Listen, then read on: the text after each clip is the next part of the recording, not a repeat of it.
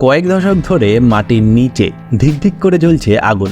অদূর ভবিষ্যতে তা নেবার কোনো সম্ভাবনাই নেই। পৃথিবীর বুকে রয়েছে এমন একটি শহর যা 60 বছর ধরে একটানা জ্বলছে। আজকের ভিডিওতে আমরা সেই শহর সম্পর্কে জানবো। যারা এখনও চ্যানেলটিকে সাবস্ক্রাইব করেননি, সাবস্ক্রাইব করে দিন। যারা লাইক করেননি, লাইক করে কমেন্ট করবেন কেমন লাগলো এবং ভিডিওটি শেয়ার করে দেবেন। চলুন শুরু করা যাক আজকের এই অদ্ভুত শহর সম্পর্কে ভিডিওটি। আমেরিকার পেনিসিলভিয়ার ছোট্ট একটি শহর সেন্ট্রালিয়া। যদিও আজ গোটা শহর পরিত্যক্ত, ভূতুড়ে, প্রায় জনমানববিহীন। মাটির নিচ থেকে বিষাক্ত গ্যাস বেরিয়ে আসার ফলে মানুষ এই শহরটি ছেড়েছে।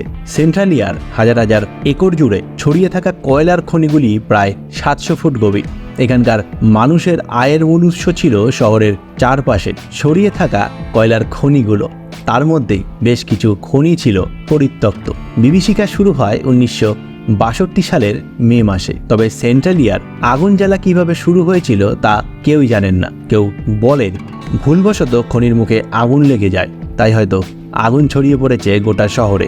জানা যায় শহরের স্মৃতি দিবস উদযাপনের জন্য প্রস্তুতি নেওয়া হচ্ছিল। ঠিক হয় উৎসব শুরুর আগে শহর পরিষ্কার পরিচ্ছন্ন করা হবে। সেই কারণেই সব ময়লা আবর্জনা আগুনে পুড়িয়ে ফেলা হয়। কিন্তু কোনো রকম সাবধানতা না নিয়ে সেই শহরের সমস্ত আবর্জনা জড়ো করে একটি বিশাল আগুন জ্বালিয়ে দেওয়া হয়। উঠতে থাকা আবর্জনার জ্বলন্ত কণা বাতাসে উড়ে গিয়ে চারিদিকে ছড়িয়ে পড়ে। সেই জ্বলন্ত কণাই কয়লা খনির পরিত্যক্ত শাখায় গিয়ে ঢুকে পড়ে এবং খনিতে ছড়িয়ে যায়। প্রথমে আগুন লাগার খবর ছড়িয়ে পড়লে বাসিন্দারা কেউই খুব বেশি আতঙ্কিত হননি, কিন্তু অনেকে চেষ্টা করেও সেই আগুন নিয়ন্ত্রণে আনতে পারেননি। এরপরই শহরবাসীর মধ্যে উৎকণ্ঠা বাড়তে শুরু করে। আগুনের শিখা শহরের খনির অন্যান্য শাখাতেও ছড়িয়ে পড়ে, কারণ শহরের ভিতরের তাপমাত্রা তখন বাড়তে শুরু করেছিল। কয়লার ধোঁয়া সুড়ঙ্গে ঢুকে পড়ায় আগুন নেভানোর কাজ প্রায় অসম্ভব হয়ে পড়ে। পরিস্থিতি ক্রমে আয়ত্তের বাইরে চলে যায়। কারো কারো বাড়ির বেসিংয়ের পাইপ দিয়েও গরম ধোঁয়া বাড়তে দেখা গিয়েছিল। প্রবল উত্তাপে শহরের রাস্তা ফেটে গিয়ে কয়লার কালো ধোঁয়া বেরোতে দেখা যায়। আজও তা শেষ হয়নি। শহরটি বিষাক্ত কার্বন মনোক্সাইড গ্যাসে পূর্ণ হয়ে যায়। আতঙ্ক আর বিষাক্ত গ্যাসের প্রভাবে শহরবাসী অসুস্থ হতে থাকেন। এই ব্যাপক আগুন নেভাতে প্রচুর লোকের দরকার ছিল। প্রাথমিকভাবে আগুন নেভাতে বড় বড় গর্ত করতে শুরু করে। পরবর্তীকালে অর্থের অভাবে তা বন্ধ হয়ে যায়। আগুন নেভানোর দ্বিতীয় পরিকল্পনা নেওয়া হয় জল এবং ছোট পাথর দিয়ে গর্তগুলি ভরাট করে আগুন নেভানোর চেষ্টা করা হবে, কারণ প্রবল শীতের কারণে জল জমে বরফ হয়ে গিয়েছিল।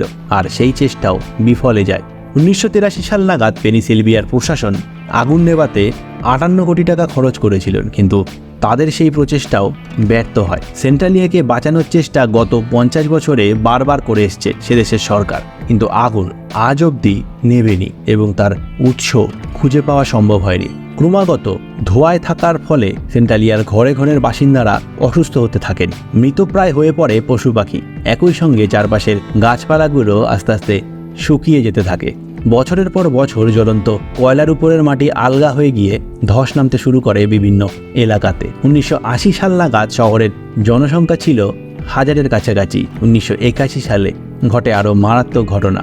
বিষাক্ত গ্যাসের চাপে সরে গিয়ে একটি বাড়ির পিছনের উঠানে বিশাল গর্ত তৈরি হয়। টোড নামে 12 বছরের এক বালক সেই মরণ ফাঁদে পড়ে যায়। তারপরেই সেন্ট্রালিয়া থেকে সেখানকার লোকজনকে স্থানান্তরিত করতে থাকে এবং সেখানকার বাড়িঘর ভেঙে ফেলতে শুরু করে পেনিসিলভিয়ার প্রশাসন। 1992 সালে পুরো শহরকে পরিত্যক্ত ঘোষণা করে সেদেশের সরকার। 1993 সাল নাগাদ সেখানে মাত্র 63 জন বাসিন্দা ছিল।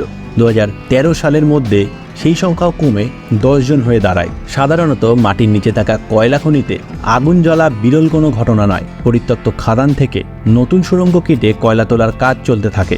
এই সব সুড়ঙ্গ দিয়েই অক্সিজেন ঢুকেছে, আর অক্সিজেন পেয়ে মাটির ভিতরের কয়লাগুলিও জ্বলছে। সেন্ট্রালিয়ার আগুন এখন প্রায় 16 বর্গ কিলোমিটার জুড়ে ছড়িয়েছে ও 300 ফুট গভীরতা পর্যন্ত ছুঁয়ে ফেলেছে।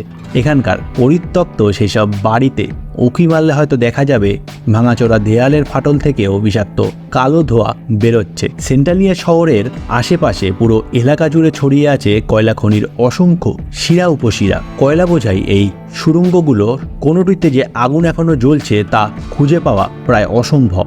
4টি পৃথক শাখা প্রতি বছর 75 ফুট করে এগিয়ে চলেছে এবং শহরের নিচে এত বেশি পরিমাণে কয়লা রয়েছে যে আরও 250 বছর ধরে গোটা শহরটা জ্বলতে থাকবে। কেমন লাগলো কমেন্ট করে জানাবেন, ভালো লাগলে লাইক শেয়ার করে দেবেন, চ্যানেলটিকে সাবস্ক্রাইব করে দেবেন।